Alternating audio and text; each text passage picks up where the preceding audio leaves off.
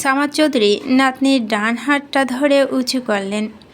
স্পর্শ হাতটার দিকে তাকিয়ে আঁতকে উঠল। এমন হয়ে গেছে? দাদুভাই, দেখে শুনে কাজ করবে না? আমি তো জানতাম না শিং মাছ যেভাবে কাটা ফুটিয়ে দেয়। অনেক ব্যথা করছে, এখন কমেছে অনেক? ব্যথা হালকা আছে, দ্রুত সুস্থ হয়ে ওঠো। দাদুভাই, দোয়া করো, সব সময় করি। খেতে চলো সবাই। শ্রবণের কথায় তিনজন দরজা দিকে পা বাড়ালো। শ্রবণ আর সোহার সঙ্গে খাবে বলে বাড়ি থেকে কেউ খেয়ে আসেনি। শ্রবণ সোহাকে ধরে নিয়ে এলো ডাইনিং টেবিলের কাছে। তিনজনকে বসতে বলে সোহাকে বসালো চেয়ার টেনে। শ্রবণকে দাঁড়িয়ে থাকতে দেখে সোহা বলল, তুমি বসছো না কেন? বসো। শ্রবণ বসলো না। তিনজনকে খাওয়া শুরু করতে বলে হাত ধুয়ে নিল। প্লেটে নিজের সামনে নিয়ে ভাত মেখে সোহার মুখের সামনে ধরল। সোহা চোখ মুখ কাচুমাচু করে শ্রবণের মুখের দিকে তাকালো। বড় ভাই আর দাদার সামনে শ্রবণকে খাইয়ে দেবে নাকি এখন? তিনজনের মুখের দিকে তাকিয়ে দেখলো তিনজন ওকে দুজনের দিকে তাকিয়ে আছে। লজ্জা আড়ষ্ট হলো সোহা। শ্রবণ গম্ভীর গলায় বলল, কি হলো? হাঁ কর। আমি হাত দিয়ে খেতে পারবো না এখন, তুমি খাও। কোনো কথা না, হাঁ কর।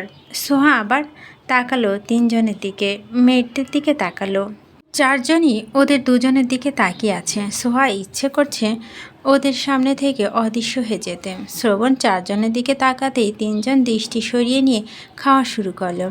আর মেয়েট মাথা নিচু করে দাঁড়িয়ে রইল। হাঁ কর। সোহা হাঁ করলো। বুঝতে পেরেছে শ্রবণ নিজের হাতে না খাইয়ে ছাড়বে না। অবশ্যই শ্রবণের হাতে খাবার খেতে সোহার ভীষণ ভালোই লাগে, কিন্তু এখন দু ভাই দাদা আর মেয়েটের সামনে খেতে লজ্জা লাগছে। খাবার খাওয়ার মাঝে স্পর্শ চোখ তুলে তাকালো আবার সামনে থাকা দুজনের দিকে। শ্রবণ খুবই যত্ন সহকারে সোহাকে খাইয়ে দিচ্ছে। খাবার ভালো লাগছে না কিনা বারবার জিজ্ঞেস করছে। অন্য কিছু খাবে কিনা সেটা জিজ্ঞেস করছে। সোহা হুহা না করছে আর খাচ্ছে। ঠোঁটের কোণে তরকারি ঝোল লাগাতেই টিস্যু পেপার হাতে নিয়ে দ্রুত মুছে নিল শ্রবণ। আলতো হাতে মুছল, যেন একটু চাপ লাগলে সোহা ব্যথা পাবে। সোহার নজর পড়ল স্পর্শের উপর। চোখাচোখি হলো দুজনের। সোহা দ্রুত দৃষ্টি সরিয়ে নিল। কিয়ৎক্ষণ পর আবার তাকালো স্পর্শের দিকে। স্পর্শ কেমন মুগ্ধ নয়নে তাকিয়ে আছে ওদের দুজনের দিকে। সোহাকে নিজের দিকে তাকিয়ে থাকতে দেখে স্পর্শ মুচকে হাসি উপহার দিল। তারপর মাথা নিচু করে খাওয়া শুরু করলো। সোহা অনেক লাকি না হলে কি শ্রবণের মতো একজন জীবনসঙ্গী পেত? স্পর্শ কি পারত শ্রবণের মতো সোহাকে আলগে রাখতে, যত্নে রাখতে, ভালোবাসতে? একদমই পারত না। স্পর্শ বেটার হলে শ্রবণ বেস্ট, সোহা বেটার নয় বেস্ট ডিজার্ভ করত। তাই তো সেই দিন ভাগ্যের জায়গা ঘুরে গিয়েছিল শেষ মুহূর্তে এসে। ওর ভাইয়া ভালো আছে, সোহা ভালো আছে। এটাই ওর কাছে সবচেয়ে বড় পাওয়া, সবচেয়ে বড় পূর্ণতা। সোহাকে না পাওয়ার জন্য ওর বিন্দু পরিমাণ আফসোস হয় না। হতো যদি সোহা ভালো না থাকত, কিন্তু সোহা তো শুধু ভালো নেই, অনেক ভালো আছে। নিজেও ভালো আছে, আর ওর ভাইয়াকেও ভালো রেখেছে। সোহাকে খাওয়ানো শেষ করে ওষুধ খাইয়ে দিল শ্রবণ, তারপর নিজে খেতে বসল। শ্রবণ রান্না করা বা ঘরের কোনো কাজে এক্সপার্ট না, সামান্য একটা কাজ করতেও ওর অনেক সময় লেগে যায়। আর এত কাজও একা করে কুলিয়ে উঠতে পারবে না। দুপুর গড়িয়ে এখন বিকেল। মেয়েড 3 মগ কফি আর 1 কাপ চা বানিয়ে নিয়ে এলো ড্রয়িং রুমে। সামাদ চৌধুরীর হাতে চায়ের কাপ তুলে দিয়ে স্পর্শ আর সিয়ামের হাতে কফির মগ তুলে দিল। শ্রবণের কফির মগটাটি টেবিলের উপর রেখে রান্নাঘরের দিকে এগিয়ে গেল রাতের খাবার রান্না করতে। কফি ঠান্ডা হয়ে যাচ্ছে কিন্তু শ্রবণ রুম থেকে বের হচ্ছে না। স্পর্শ দুবার ডাকল শ্রবণকে, সাড়া না পেয়ে কফির মগ হাতে উঠে দাঁড়ালো রুমে দিয়ে আসার জন্য। বেডরুমের দরজার সামনে এসে পা থেমে গেল স্পর্শের। ভাইয়া বলে ডাক দিতে গিয়েও কণ্ঠরোধ হয়ে এলো। দরজা হাট করে খুলে রাখায় চোখ সরাসরি সোহা আর শ্রবণের উপর গিয়ে পড়েছে। সোহা বিছানায় বসে আছে হেডবোর্ডের সঙ্গে হেলান দিয়ে। শ্রবণ ঝুঁকে সোহার উঁচু পেটের উপর হাত রেখে পেটের কাছে মুখ নামিয়ে কথা বলছে নিজের অনাগত সন্তানের সঙ্গে, কথা বলতে বলতে চুমুও খাচ্ছে। শ্রবণ কি বলছে তা স্পর্শ শুনতে পাচ্ছে না, তবে সোহার হাস্যজ্জ্বল চেহারা স্পষ্ট দেখতে পাচ্ছে। মুচকি মুচকি হাসতে হাসতে মৃদু স্বরে কিছু বলল সোহা, তারপর শ্রবণের পরিপাটি চুলের ভাঁজে হাত গলিয়ে দিল। দুজনকে ডিস্টার্ব না করে সোফার কাছে এগিয়ে এলো স্পর্শ। দুজনের এত সুন্দর একটা মুহূর্তে বিঘ্ন ঘটাতে চায় না স্পর্শ। শ্রবণের কফির মগটি টেবিলের উপর রেখে নিজে বসে পড়ল সিয়ামের পাশে। সিয়াম বলল, কফি না দিয়ে ফিরে এলে কেন? ঠান্ডা হয়ে গেল তো। ঠান্ডা হয়ে গেলে আবার বানিয়ে দিবে, তুই খা তোরটা। সামাদ চৌধুরী বললেন। শ্রবণ কি করছে? সোহার সঙ্গে কথা বলছে। তোমরা নিজেদের চা কফি শেষ করো। সোহার কথা মতো বড়ই কিনে নিয়ে এসেছে শ্রবণ, কিন্তু সোহা এই বড়ই খাবে না। শ্রবণ হা করে তাকিয়ে আছে সোহার মুখের দিকে। এই বড়ই খেতে কি সমস্যা এটা ওর মাথায় ধরছে না। গাল ফুলিয়ে বসে থাকা সোহার মুখের দিকে তাকিয়ে গম্ভীর গলায় বলল, বড়ই খেতে চেয়েছিস, এনে দিয়েছি। এখন এই বড়ই খেতে কিসের সমস্যা? আমি এই বড়ই খাবো না। আমি এই বড়ইয়ের কথা বলিনি। এই বড়ইয়ের কথা না বললে কোন বড়ইয়ের কথা বলেছিস? দেশি বড়ইয়ের কথা বলেছি। তোর কি মনে হচ্ছে এটা বিদেশে চাষ হয়েছে? জানি না আমি এই বড়ই খাবো না। তুমি দেশি বড়ই নিয়ে এসো, ছোট ছোট টক বড়ই। এখন এই বড় বড় মিষ্টি বড়ই খা, পরে ছোট ছোট টক বড়ই এনে দিব। না, তুমি এখনই টক বড়ই এনে দিবে, আমি এই মিষ্টি বড়ই খাবো না। দেখ সোহা, জেদ করবি না। ভার্সিটিতে ক্লাস শেষ করে এই রোদের মধ্যে বাজারে গিয়ে ঘুরে ঘুরে তোর জন্য এত সুন্দর আর ভালো বড়ই এনেছি, এখন এগুলো খাবি না? বলছি তো পরে এনে দিব, এখন এগুলো খা। এখনই এনে দিবে, আমি এগুলো খাবো না, মানে খাবো না। আগে বলতে পারলি নাটক বড়ই খাবি। তুমি আমাকে জিজ্ঞেস করেছ, খাবি তুই, তুই বলবি না? কল করে বড়ইয়ের কথা বলতে পারলি আর কোন বড়ই খাবি এটা বলতে পারলি না? খাবো না বড়ই, লাগবে না তোমার বড়ই। বলেই ব্ল্যাঙ্কেট দিয়ে মাথা পর্যন্ত ঢেকে শুয়ে পড়ল সোহা। শ্রবণ মাজায় হাত দিয়ে দাঁড়িয়ে রইল দাঁতে দাঁত চেপে। গত এক সপ্তাহ ধরে এই মেয়ে ওর হাড় মাংস জ্বালিয়ে শেষ করে দিচ্ছে। না পারে কিছু বলতে, আর না পারে সহ্য করতে। আগের শ্রবণ চৌধুরী হলে এতক্ষণে একটা চর দিয়ে চোয়ালের সব দাঁত খুলে নিত। এই মেয়ের যন্ত্রণায় এখন ওর নিজের চোখ দুটোই খুলে ফেলতে ইচ্ছে করে, কান দুটো কালা বানিয়ে ফেলতে ইচ্ছে করে। চোখ দিয়ে দেখবেও না, কান দিয়ে শুনবেও না, তাহলে আর কোনো যন্ত্রণাও দিতে পারবে না এই বজ্জাত মেয়ে। ধূপধাপ শব্দ তুলে রুম থেকে বেরিয়ে গেল শ্রবণ। সোহা চুপচাপ শুয়ে রইল আগের মতোই। ও বলেছে বড়ই খাবে, শ্রবণ জিজ্ঞেস করবে না কোন বড়ই খাবে? করল না কেন? দোষ তো শ্রবণেরই, ওর উচিত ছিল না জিজ্ঞেস করা। বদমেজাজি পুরুষ মানুষ, শুধু শুধু ওর উপর রাগ দেখায়। ৩০ মিনিট পর রুমে ফিরে এলো শ্রবণ। বিছানার দিকে তাকিয়ে দেখল সোহা বসে বসে বড়ই খাচ্ছে। কটমট করে তাকিয়ে বলল, তুই না এই বড়ই খাবি না? এখন খাচ্ছিস না? আমার যেগুলো খেতে ইচ্ছে করছে, তুমি তো সেগুলো এনে দিচ্ছ না, তাই এগুলোই খাচ্ছি। শ্রবণ আরও কিছুক্ষণ কটমট করে তাকিয়ে থেকে হাতে থাকা বড়ইয়ের প্যাকেট সোহার কোলের উপর রাখল। সোহা প্যাকেট খুলে দেখল ২ রকমের বড়ই। বড়ইগুলো দেখেই সোহার চোখ জুড়িয়ে গেল, মনে শান্তি লাগল, জিভে জল চলে এলো। শ্রবণের দিকে তাকিয়ে বলল, এত বড়ই কেন? একটা বেশি টক, আরেকটা কম টক। নিয়ে আসার পর আবার যেন বাহানা করতে না পারিস সেজন্যে দুটোই নিয়ে এসেছি। এতগুলো খাবো কিভাবে? সারাদিন খাবি। আগামীকাল থেকে রোজা শুরু, সারাদিন কিভাবে খাবো? একেবারেই খেয়ে ফেল সব, আমাকেও খেয়ে ফেল। তোর এই যন্ত্রণা আর ভাল লাগে না। আমারও ভাল লাগে না। ধ্যাত। শ্রবণ মেজাজ দেখিয়ে সোহার সামনে থেকে সরে ড্রেসিং টেবিলের সামনে এসে দাঁড়াল। হাতের ঘড়ি খুলতে খুলতে আবার তাকালো সোহার দিকে। সোহা হাতের ইশারায় শ্রবণকে কাছে ডাকল। ঘড়ি খুলে রেখে শার্টের বোতাম খুলতে খুলতে এগিয়ে এলো সোহার কাছে। সোহা নিজের কোলের উপর থেকে বড়ইয়ের প্যাকেট সরিয়ে রাখল। শ্রবণকে বসতে বলল নিজের সামনে। শ্রবণ বসতেই সোহা ওর গলা জড়িয়ে ধরল। উচ্ছ্বসিত কণ্ঠে বলল, তুমি অনেক ভালো, বাবুর আব্বু। একদম নাটক করতে আসবি না। নাটক করছি না আমি, তুমি আসলেই অনেক ভালো, উম্মাহ। ছোট বাচ্চাদের মতো মুখ দিয়ে উম্মাহ বলে চুমু খেল শ্রবণের গালে। শ্রবণ হেসে ফেলল সোহার এমন কাজে। সোহাকে ধরে কোলের উপর শোয়াল। এলোমেলো চুলগুলো মুখের উপর থেকে সরিয়ে দিতে দিতে বলল, এত বজ্জাত হয়েছিস কবে থেকে? তোমার আস্কারা পাই যবে থেকে। কি বললি? কিছু না, বিড়বিড় করে বলায় শ্রবণ শুনতে পায়নি সোহার বলা কথাগুলো। সোহা শ্রবণের ২ গালে দুটো চুমু খেয়ে সরে এলো ওর কাছ থেকে। পুনরায় আগের জায়গায় বসে মিষ্টি বড়ই খেতে শুরু করল। শ্রবণ গায়ের শার্ট খুলে ফেলল। সোহা শ্রবণের মুখের দিকে তাকিয়ে আদুরে গলায় বলল, ও বাবুর আব্বু, কটা টক বড়ই ধুয়ে এনে দাও না। শ্রবণ হাত বাড়িয়ে বড়ইয়ের প্যাকেট হাতে নিয়ে বসা থেকে উঠে দাঁড়িয়ে বলল, এই কদিনে এত অলস হয়েছিস যে এক গ্লাস পানি ভরে খেতেও তোর এখন কষ্ট লাগে। সোহা বলল না কিছু, আসলেই এখন অলস হয়ে গেছে, কিচ্ছু করতে ইচ্ছে করে না। শ্রবণ রুম থেকে বের হতে হতে বিড়বিড় করে বলল, আমার এত ধৈর্য হলো কিভাবে? নিজের ধৈর্য দেখে নিজেরই অবাক লাগে। আসরের নামাজ আদায় করে বাবুর জন্য কাঁথা সেলাই করতে বিছানায় উঠে ঠেস দিয়ে বসল সোহা। বেশ কয়েকটা সেলাই করা হয়ে গেছে। শ্রবণ ভার্সিটিতে চলে গেলে একা একা বসে থাকত, তাই সেই সময়টুকুতেই একটু একটু করে সেলাই করত।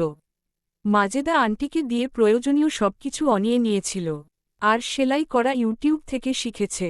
বাবুর কাঁথা লাগবে এটাও ইউটিউবের একটা ভিডিও দেখে মাথায় এসেছিল, তারপরই নিজ হাতে সেলাই করার ভূত ভর করে। মাছের কাটা ফোটার পর আর কাঁথা সেলাই করেনি এ কদিন। আজকে সেলাই করার ইচ্ছে জেগেছে। কফির মগ হাতে নিয়ে রুমে প্রবেশ করল শ্রবণ। সেহরিতে খাওয়ার জন্য মাজেদা আন্টি রান্না করছেন এখন। সুই সুতা দিয়ে সোহাকে কিছু সেলাই করতে দেখে কপাল ভ্রু কুঁচকে এগিয়ে এলো কাছে। কিছুক্ষণ তাকিয়ে থাকার পর বলল, কি সেলাই করছি সেটা? সোহা শ্রবণের মুখের দিকে একবার তাকিয়ে আবার সেলাই করতে করতে বলল, বাবুর জন্য কাঁথা সেলাই করছি। কার জন্য কি সেলাই করছিস? কানে কি সমস্যা হয়েছে? চোখের পাওয়ারও বোধহয় বেড়ে গেছে তাই না? বাবুর জন্য কাঁথা সেলাই করছি। কেন লাগবে তাই? শ্রবণ সোহার পাশে বসল, বাম হাতে ছোট কাঁথাটা নেড়ে চেড়ে দেখল, সুন্দর ডিজাইন করে ফুল তুলেছে। কফি খেতে খেতে সোহার সেলাই করা দেখতে লাগল। কতদিন ধরে সেলাই করিস? অনেক দিন। কটা সেলাই করা হয়েছে? 6টা বা 7টা। এতগুলো? কোথায় সেগুলো? কাবার্ডে। এতদিন আমার নজরে পড়েনি কেন? তুমি দেখনি তাই। শ্রবণ বিছানা ছেড়ে নেমে কাবার্ডের কাছে এগিয়ে এলো। ভেতর থেকে বের করল 7টা কাঁথা। সবগুলোর কালার ভিন্ন, নকশি ভিন্ন। সবগুলো নিয়ে বিছানার কাছে এগিয়ে এলো। ভাঁজ খুলে দেখল ভালোভাবে। বের কর, কোলে নিব আমি। কি বের করব? বাবুকে। বিস্ময় নিয়ে কিছুক্ষণ তাকিয়ে রইল সোহা। নিজের উঁচু পেটের দিকে তাকিয়ে আবার শ্রবণের মুখের দিকে তাকালো, তারপর বলল, এসো, বের করো তুমি। সময় যায় না কেন? কবে হবে? আর কত ধৈর্য ধরে অপেক্ষা করব? হওয়ার সময় হতে এখনও অনেক দেরি। উল্টাপাল্টা কথা না বলে কাঁথা যেখান থেকে এনেছ সেখানে রেখে এসো। শ্রবণ একটা কাঁথা সোহার পেটের উপর রাখল। পেটের দুপাশে 2 হাত রেখে বলল, আব্বু, দ্রুত চলে এসো তো, আর ভাল লাগে না। সোহা বিড়বিড় করে বলল, বাবু হওয়ার পর বলবে, তোদের মাও ছাউয়ের যন্ত্রণায় আর ভাল লাগে না। এই ডাইনির বাচ্চা, কি বললি? কিচ্ছু বলিনি, এগুলো যেখান থেকে এনেছ সেখানে নিয়ে রেখে এসো। শ্রবণ কিছুক্ষণ তাকিয়ে রইল সোহার মুখের দিকে। এই ডাইনির বাচ্চা বিড়বিড় করে মাঝেমধ্যে কি বলে? ওকে গালি দেয়, তাই হবে হয়তো। শুনতে পায় না বলে, নয়তো কানসা বরাবর একটা দিয়ে কালা বানিয়ে দিত। ছোট ছোট কাঁথাগুলো ভাঁজ করে আগের জায়গায় রেখে এলো। বিছানায় উঠে বসল সোহার গা ঘেঁষে।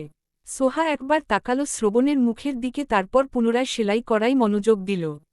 শ্রবণ মনোযোগ সহকারে আরও কিছুক্ষণ দেখল কিভাবে সেলাই করতে হয়। সোহার হাত থেকে টেনে নিয়ে নিল কাঁথা আর সুই। সোহা ভীষণ বিরক্ত হল শ্রবণের এই কাজে। কপালে কয়েক ভাঁজ ফেলে বলল, কি হয়েছে? এভাবে কাঁথা টেনে নিলে কেন? দাও সেলাই করব। শ্রবণ গম্ভীর গলায় বলল, আমি সেলাই করব।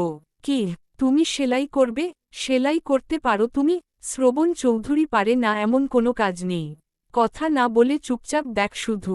শ্রবণ চৌধুরী পারে না এমন অনেক কাজ আছে। শ্রবণ কটমট করে তাকালো সোহার মুখের দিকে। সোহা মিনমিন করে বলল, কাঁথাটা দাও এদিকে। আজ কাঁথা সেলাই করে তোকে দেখিয়ে দিব শ্রবণ চৌধুরীও পারে। পারতে হবে না, রেস্ট করো তুমি। কাঁথাটা দাও এখন আমার কাছে। শ্রবণ বলল না কিছু, কাঁথাও দিল না। কাঁথা ঠিকঠাক মতো ধরে সুই গাঁথল আর সঙ্গে সঙ্গেই শব্দ উচ্চারণ করে কাঁথা ফেলে দিয়ে বাম হাত ঝাঁকাতে শুরু করল। সোহা শ্রবণের হাতটা ধরে সম্মুখে স্থির করল। কাঁথা সেলাই করতে গিয়ে নিজের আঙুলে সুই ফুটিয়ে দিয়েছে। আঙুলের ডগা থেকে রক্ত বের হচ্ছে। শ্রবণের হাতে রক্ত দেখে সোহার কষ্ট লাগার বদলে ভীষণ হাসি পেল। ফিক করে হেসে বলল, কাঁথা সেলাই করতে হতো, তোমার হাত নয়। শ্রবণ দাঁতে দাঁত চেপে বলল, মজা করছিস আমার সঙ্গে? সোহা দুদিকে মাথা নেড়ে টিস্যু পেপার দিয়ে আঙুলের রক্ত মুছে চেপে ধরে রইল। শ্রবণ জোর করে সোহার হাত থেকে নিজের হাত ছাড়িয়ে নিল।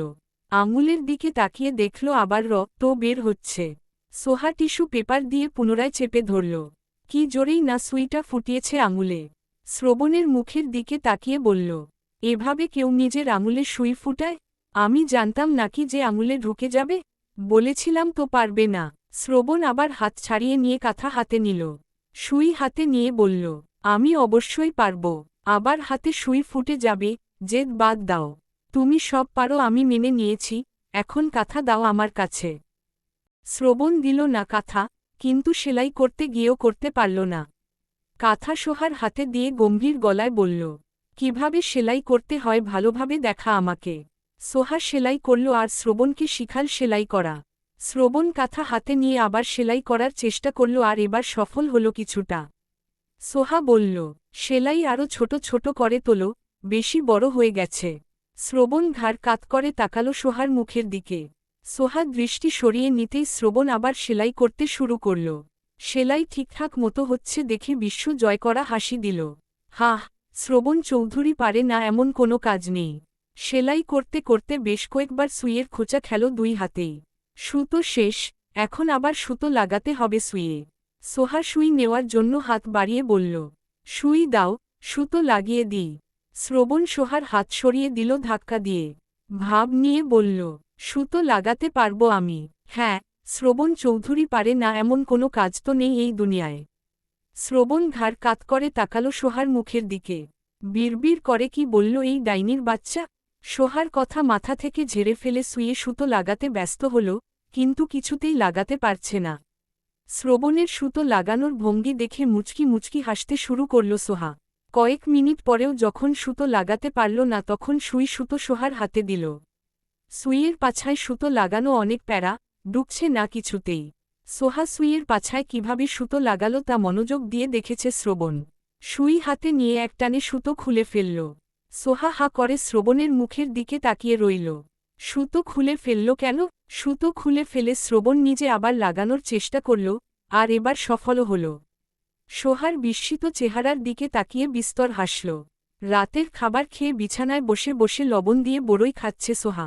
ওর পাশে শুয়ে শুয়ে ফোনে বন্ধুদের সঙ্গে হোয়াটসঅ্যাপ গ্রুপে চ্যাটিং করছে শ্রবণ। সোহা একটা বড়ই শ্রবণের মুখের সামনে ধরে বলল, হা করো। শ্রবণ দুদিকে মাথা নেড়ে বলল, খাবো না, তুই খা। একটা খাও। টক খাই না আমি। এটা বেশি টক না, খেয়ে দেখো মিষ্টি। টক বড়ই আবার মিষ্টি হয় কিভাবে? হা করো তো, বলছি তো খাবো না আমি। সোহা গাল ফুলিয়ে আবার বড়ই খেতে শুরু করল। শ্রবণ তাকিয়ে রইল সোহার ফোলা ফোলা গালের দিকে। সোহা আবার তাকালো শ্রবণের দিকে। শ্রবণকে নিজের দিকে তাকিয়ে থাকতে দেখে আবার একটা বড়ই নিয়ে বলল, একটা খাও, দেখো সত্যিই টক না। শ্রবণ বড়ইটা হাতে নিল, মর দিয়ে একটু মুখে নিল, আসলেও তেমন একটা টক না যতটা শ্রবণ ভেবেছিল। মিষ্টি মিষ্টিই লাগছে, খেতেও বেশ মজা। পুরোটা মুখে পুরে আবার চ্যাটিং করাই ব্যস্ত হল। কিছুক্ষণ পর সোহা আরেকটা বড়ই শ্রবণের মুখের সামনে ধরল। শ্রবণ বিনা বাক্যে হা করে বড়ইটা মুখে নিল। সোহা নিজে বড়ই খেতে খেতে শ্রবণকেও বেশ কয়েকটা খাওয়াল। লাস্ট একটা বড়ই শ্রবণের মুখে পুরে দিয়ে সোহা বিছানা ছেড়ে নেমে গেল দ্রুত। দুবার চিবিয়ে লাফিয়ে শোয়া থেকে উঠল শ্রবণ। মুখের বড়ই দ্রুত ফ্লোরে ফেলে দিল থু থু করে। রেগে সোহার দিকে তাকিয়ে বলল, এই ডাইনির বাচ্চা, আমার সঙ্গে বাটপারি? কত বড় কলিজা তোর, তুই আমার সামনে বসে আমার সঙ্গে বাটপারি করলি। সোহা দূরে দাঁড়িয়ে মিটি মিটি হাসছে। বড়ইটা যা টক ছিল, মর দিতেই সোহার শরীর ঝাঁকি দিয়ে উঠেছিল। পরে মাথায় দুষ্ট বুদ্ধি চাপে আর বড়ইটা শ্রবণের মুখে পুরে দেয়। শ্রবণের দাঁত শিরশির করছে, গা ঝাঁকি দিচ্ছে এখনও। অগ্নিশর্মা হয়ে সোহার মুখের দিকে তাকিয়ে রইল, কি বজ্জাত মেয়ে। নির্লজ্জের মতো দাঁত বের করে হাসছে এখনও। ইচ্ছে করছে ছুটে গিয়ে ঠাস করে একটা লাগিয়ে দিতে। আঙুল তুলে দাঁতে দাঁত চেপে বলল, তোকে তো পরে দেখে নিব। পরে দেখবে কেন, এখনই ভালোভাবে দেখে নাও। শ্রবণ বিছানা ছেড়ে হাত তুলে তেড়ে এলো সোহাকে মারার জন্য। সোহা ভয় পেয়ে সামনে দুহাত দিয়ে বাধা দেওয়ার মতো করে ধরে মাথা একদিকে হেলিয়ে নিল, চোখ খিচে বন্ধ করে। শ্রবণ বাম হাতে সোহার উঁচু করে রাখা হাত দুটো ধরে ডান হাতটা গালে বোলাতে বোলাতে বলল, এখন যদি এখানে একটা লাগাই তাহলে কেমন হবে? সোহা ভয়ার্ত দৃষ্টিতে তাকালো শ্রবণের মুখের দিকে। ভয়ে জড়ানো গলায় কাদো কাদো হয়ে বলল, খুব ব্যথা পাবো তাহলে। তাহলে রাগাস কেন? আমি কি জানতাম নাকি তুমি এত রেগে যাবে? জানতি না? সোহা দুদিকে মাথা নাড়ল। শ্রবণের রাগী চেহারা দেখে চোখ দুটো পানিতে টইটম্বুর হয়ে উঠেছে। শ্রবণ সোহার হাত থেকে প্লেটটা নিয়ে বলল, যা, ঘুমা। সোহা ফ্রেশ হয়ে এসে শুয়ে পড়ল, একটা বাক্য উচ্চারণ না করে। শ্রবণ লাইট অফ করে নিজেও শুয়ে পড়ল। সোহা আজ আসলো না শ্রবণের বুকে, দূরেই শুয়ে রইল উল্টো ফিরে। শ্রবণ নিজেও সোহাকে জড়িয়ে ধরল না, মাঝখানে দূরত্ব বজায় রেখে শুয়েছে, শুয়েই ফোন হাতে তুলে নিয়েছে। বেশ কিছুক্ষণ পর সোহার ফোপানোর আওয়াজ পেল শ্রবণ। ফোনের স্ক্রিন থেকে চোখ সরিয়ে সোহার দিকে তাকাল। সোহা আগের মতোই উল্টো ফিরে শুয়ে আছে। হাত বাড়িয়ে সোহার মাথায় হাত রেখে বলল, এই ডাইনির বাচ্চা, কি হয়েছে? সোহা কথা বলল না, ফোপানোর আওয়াজ কমে গেছে। শ্রবণ তাকিয়ে রইল আগের মতোই। মিনিট পেরোনোর আগেই সোহা ডুকরে কেঁদে উঠল। শ্রবণ হাত থেকে ফোন রেখে সোহার কাছে এগিয়ে এলো। সোহাকে জোর করে নিজের দিকে ফেরাল। চোখের পানি মুছিয়ে দিতে দিতে বলল, কাঁদছিস কেন? কি হয়েছে? সোহা কাঁদতে কাঁদতে বলল, বকা দিয়েছ, আর জড়িয়ে ধরনি, আর বকা দিয়ে আদর করনি। অন্যদিন তো নিজে থেকেই বুকে চলে আসিস, আজ আসিসনি কেন? রাগ করেছি তোমার সঙ্গে। কেন? বকা দিয়েছ তাই। শ্রবণ জড়িয়ে ধরল, আদর করল, মাথায় হাত বুলিয়ে বলল, কান্নাকাটি বাদ দিয়ে ঘুমা এখন। দিন দিন নাটক বেড়েই চলেছে। সোহা নাক টানতে টানতে নিশ্চুপ হয়ে গেল। শ্রবণের বুকে উষ্ণ ওমে ঘুমের দেশে পাড়ি জমাল। তারা চিহ্ন তারা চিহ্ন তারা চিহ্ন তারা চিহ্ন তারা চিহ্ন তারা চিহ্ন তারা চিহ্ন তারা চিহ্ন তারা চিহ্ন তারা চিহ্ন। সেহরির সময় শ্রবণকে ঘুম থেকে জাগাল সোহা। শ্রবণ চোখ বন্ধ রেখেই ঘুম জড়ানো গলায় বলল, কি হয়েছে? ডাকছিস কেন? সেহরির সময় হয়েছে, ওঠো। আমি উঠে কি করব? সেহরি খাবে। রোজা রাখি না আমি, তুই গিয়ে খা। আগে রাখনি, কিন্তু এখন থেকে রাখবে। ওঠো, সময় পেরিয়ে যাচ্ছে। জ্বালাস না তো, ঘুমোতে দে। আমি একা একা খাবো না, তুমি ওঠো, আমার সঙ্গে খাবে। না খেলে ঘুমা। না খেয়ে রোজা রাখব কিন্তু তাহলে। শ্রবণ চোখ মেলে তাকাল। সোহা ওর হাত ধরে টেনে তোলার চেষ্টা করে বলল, আরে ওঠো তো। নামাজ পড়ে না, রোজা রাখে না, সারাদিন শয়তানের মতো টোটো করে ঘুরে বেড়ায়। শ্রবণ শোয়া থেকে উঠে বসে অগ্নি দৃষ্টি নিক্ষেপ করল সোহার দিকে। রাগী গলায় বলল, আমি সারাদিন শয়তানের মতো টোটো করে ঘুরে বেড়াই? নামাজ তো পড়ো না, আবার রোজাও রাখবে না বলছ। আমি না পড়লে, না রাখলে তোর কি? অনেক কিছু। নামাজ পড়ে বড় আম্মুর জন্য তো করতে পারো। আমার জন্য না করলেও বাবুর সুস্থতার জন্য করতে পারো, নিজের জন্যও করতে পারো। এত বড় মানুষ অথচ আজ অবধি একটা রোজা রাখনি। নামাজ পড়েছ কদিন বলো তো? কদিন ধরে নামাজ পড়ে নিজেকে কি ভাবিস? কদিন ধরে না, অনেকদিন ধরে পড়ি।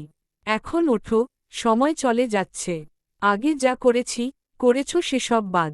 এখন থেকে নিজেদের পরিবর্তন করব। দাদা ভাই কি বলেছে মনে নেই? ওঠো না।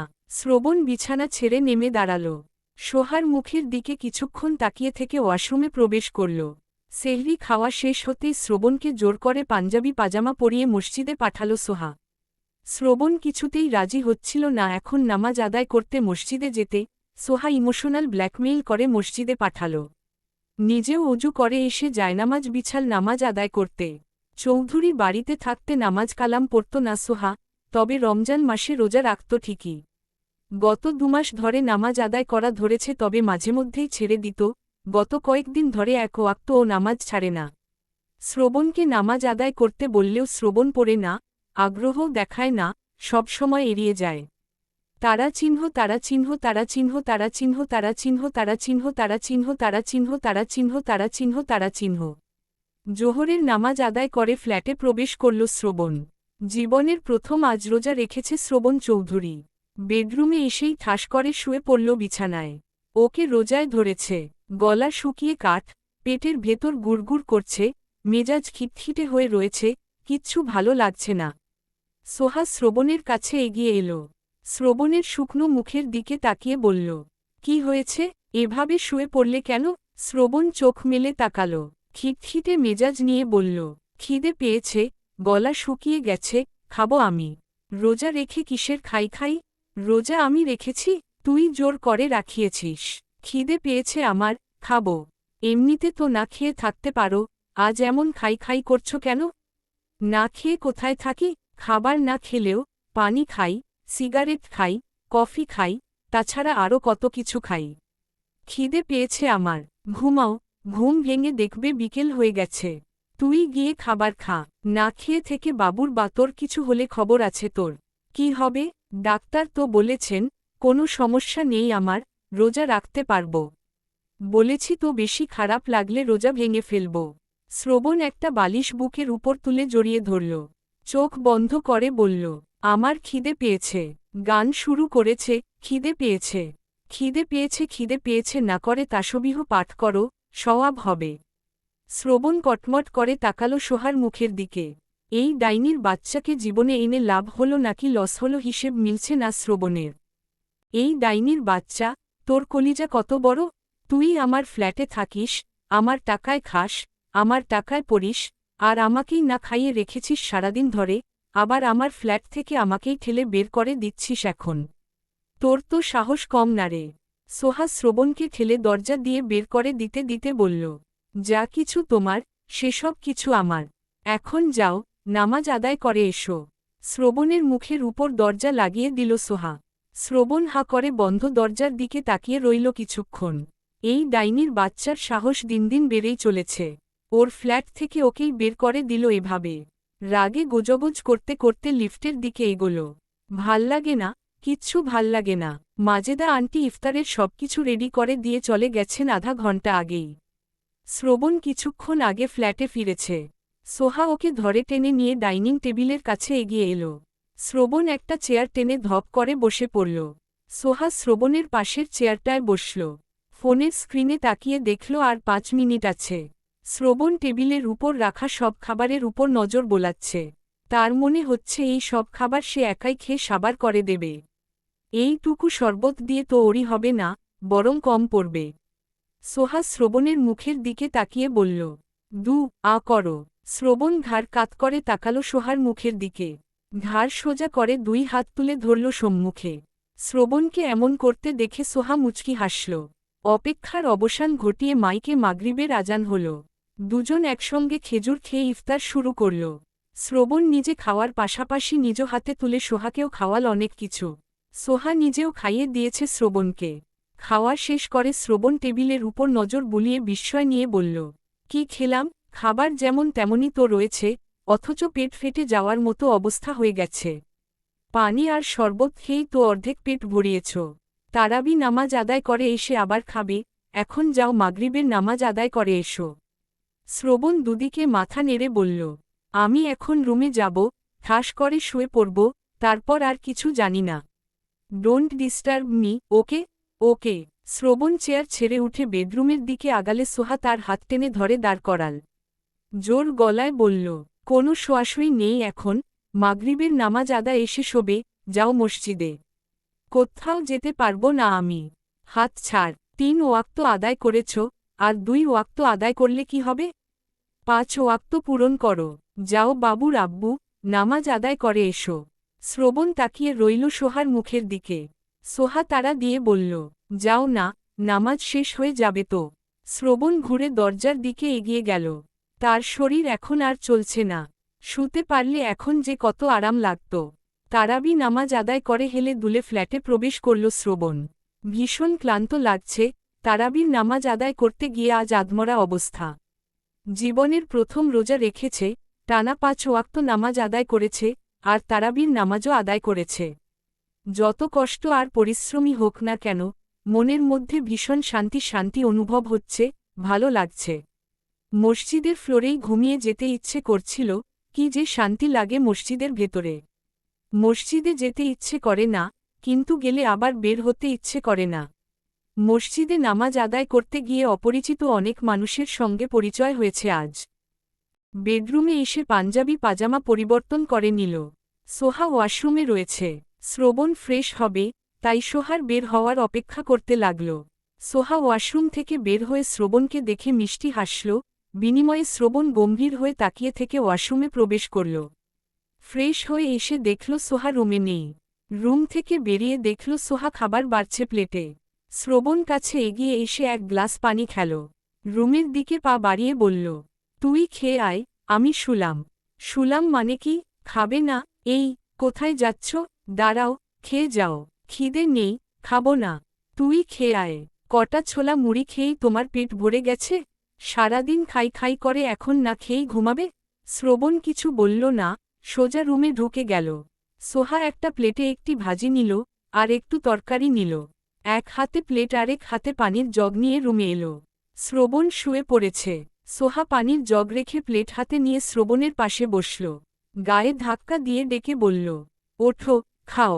শ্রবণ তাকালো, ঠান্ডা গলায় বলল, আমার খিদে নেই, তুই খা, তারপর ঘুমা। সারাদিন না খিদে পেয়েছে গান করলে, এখন খিদে কোথায় গেল? অল্প খাও, ওঠো। আমার সত্যিই খিদে নেই, বিরক্ত না করে নিজে খেয়ে ঘুমা। আমার ঘুম পেয়েছে। তারাবির নামাজ পড়ার সময় সেজদা দিয়ে আর উঠতে ইচ্ছে করেনি, ইচ্ছে করছিল ওভাবেই ঘুমিয়ে পড়ি। ওঠো, আমি খাইয়ে দিচ্ছি, তুমি না খেয়ে ঘুমালে আমি শান্তি পাব না। শ্রবণ তাকিয়ে রইল সোহার মুখের দিকে। সোহা শ্রবণের গালে এক হাত রেখে বলল, ওঠো, আমি খাইয়ে দিব। শ্রবণ শোয়া থেকে উঠে বসল। সোহা ভাত মেখে শ্রবণের মুখে পুরে দিল। শ্রবণ চিবুতে চিবুতে বলল, তুইও খা, আমি এত খাব না। শ্রবণকে খাওয়াতে খাওয়াতে সোহা নিজেও খেতে লাগল। ওরও ক্লান্ত লাগছে, ঘুম পাচ্ছে, তেমন একটা খেতেও ইচ্ছে করছে না। খাওয়া শেষ করে সোহা বাড়তি সব খাবার ঢেকে রেখে এলো। আবার ফ্রেশ হয়ে এসে লাইট অফ করে শুয়ে পড়ল শ্রবণের বুকে মুখ গুজে। শ্রবণ যত্নের সঙ্গে আগলে নিল, ললাটে ওষ্ঠ ছুঁয়ে দিল গভীরভাবে। আজ দ্বিতীয় রোজা। জোহরের নামাজ আদায় করে ফ্ল্যাটে ফিরল শ্রবণ। কচ্ছপের গতিতে রুমে এসে দেখল সোহা কুরআন শরীফ তেলাওয়াত করছে। শ্রবণ এগিয়ে এসে সোহার পাশে বসে পড়ল। শ্রবণ লাস্ট কবে কুরআন শরীফ তেলাওয়াত করেছিল ওর মনে পড়ছে না। হাই স্কুলে থাকাকালীন বোধহয় তেলাওয়াত করা হয়েছিল শেষবার। 7-এ উঠার পর সামাদ চৌধুরী একজন হুজুরকে দিয়ে কুরআন শরীফ তেলাওয়াত আর নামাজ আদায় করা শিখিয়েছিলেন। বাকি 3 নাতি নাতনিকেও উনি নিজ দায়িত্বে হুজুর রেখে কুরআন শরীফ তেলাওয়াত আর নামাজ আদায় করা শিখিয়েছেন। ছেলে আর ছেলের বউরা তো শুধু একাডেমিক পড়াশোনা করাতেই ব্যস্ত, দিনের দিকে তাদের কোনো ধ্যান জ্ঞান নেই। সামাদ চৌধুরী হাজারবার বলেও ছেলে আর ছেলের বউদের দিনের পথে নিয়ে আসতে পারেন না। নামাজ কালামের প্রতি কেউ ঝোঁকে না, দিনের পথে এক পা আগায় না। যার যার কবরে সে যাবে, উনি শুধু নিজের দায়িত্ব পালন করেন। সোহা কুরআন তেলাওয়াত শেষ করে সামনে থেকে পাশে সরিয়ে রাখল। শ্রবণের মুখের দিকে তাকিয়ে বলল, কি হয়েছে? ভাল লাগে না? কি করলে ভাল লাগবে? জানি না। সোহা মুচকি হাসল।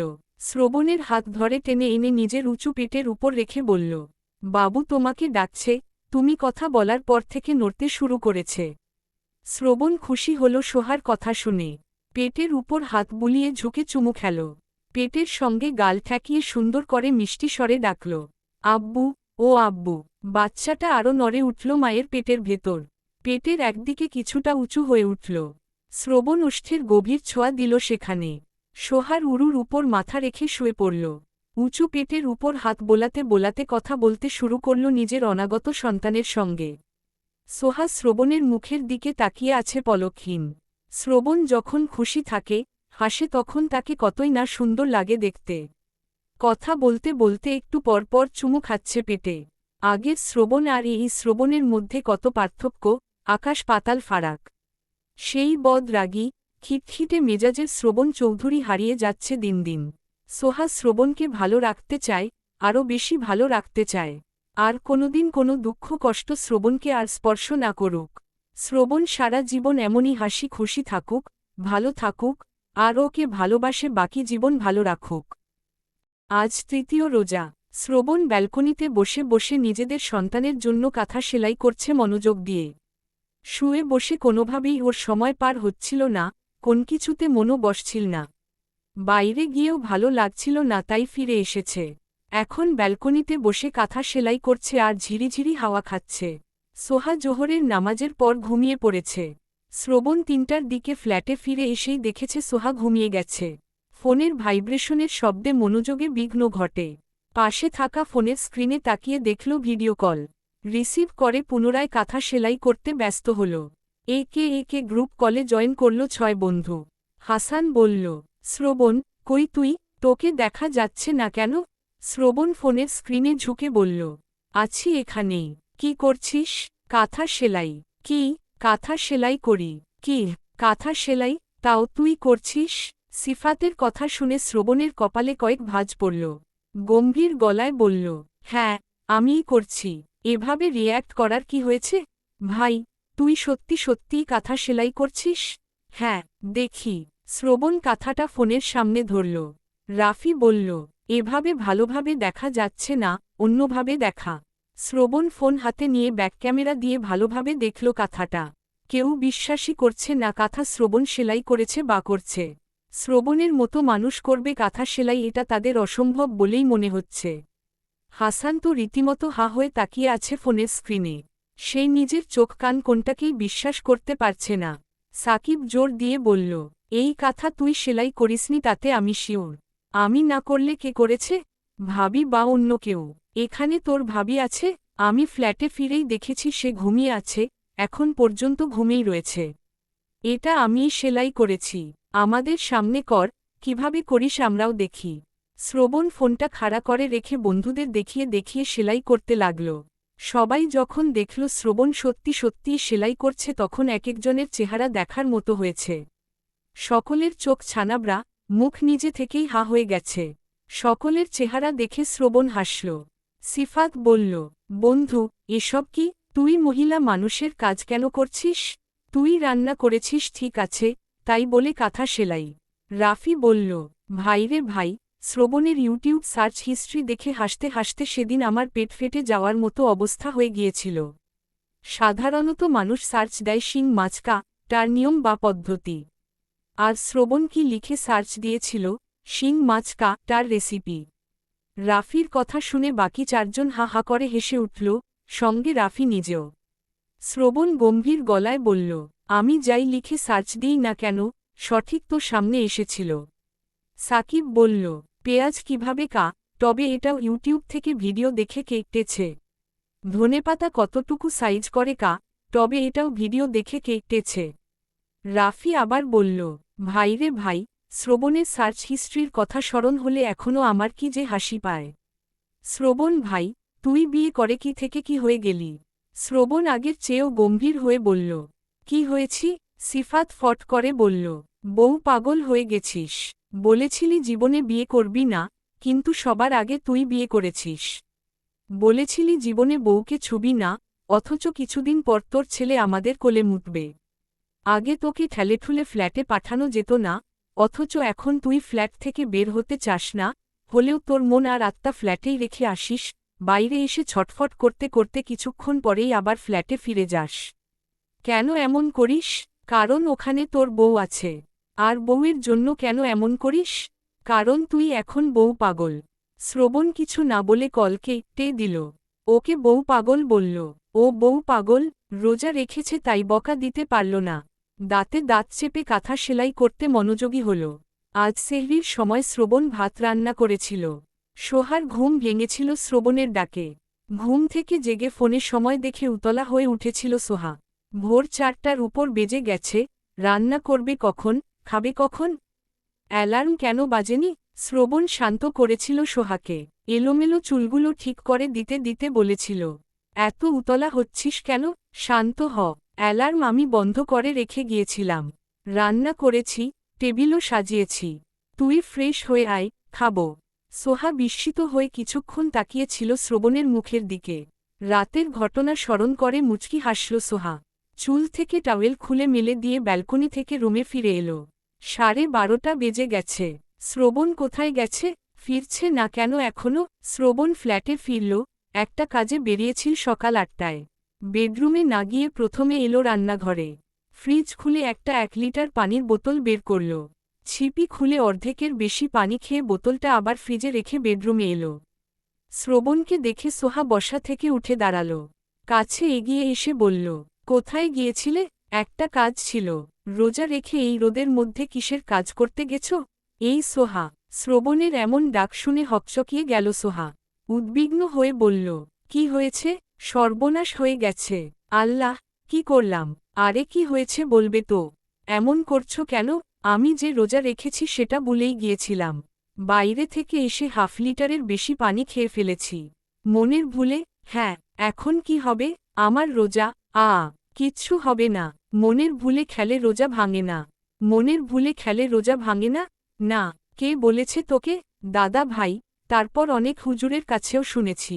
আমার কথা বিশ্বাস না হলে ইউটিউবে দেখো। শ্রবণ প্যান্টের পকেট থেকে ফোন বের করে ইউটিউব ওপেন করল। কয়েকজন বড় বড় হুজুরের বক্তব্য শুনল। কলিজাটা ঠান্ডা হল।